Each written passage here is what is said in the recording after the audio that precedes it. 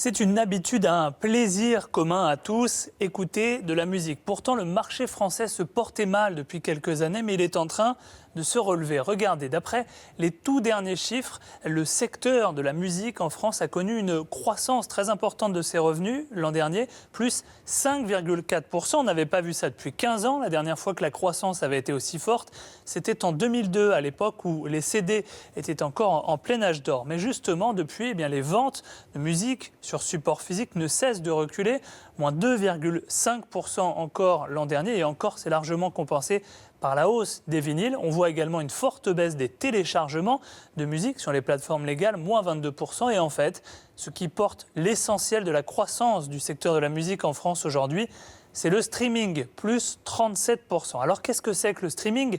Pour ceux qui ne connaissent pas, ce sont ces plateformes qui sont disponibles sur Internet comme Spotify, Deezer ou encore Apple Music.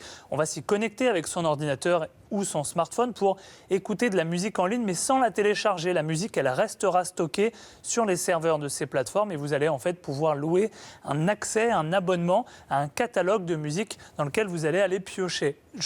Les artistes vont être justement rémunérés. Plus une chanson est écoutée, plus ils vont toucher de l'argent qui provient des abonnements à ces plateformes ou de la publicité qui y figure. Et avec le streaming, justement, on a l'impression que l'industrie musicale est en train de se réconcilier avec Internet et qu'elle a enfin trouvé un modèle qui pouvait rémunérer les artistes et les maisons de disques. Alors, on voit la forte croissance du streaming également dans les écoutes de chansons. 9 milliards de chansons écoutées en 2013, 28 milliards en 2016, ça fait plus de 1000 chansons écoutées en streaming chaque seconde en France sur l'année 2016. Et puis, on voit également que cela représente une part très importante des revenus. Désormais, sur 10 € qui sont dépensés pour acheter de la musique en France, 3 € sont dépensés dans le streaming, une part qui devrait continuer à augmenter dans les années à venir.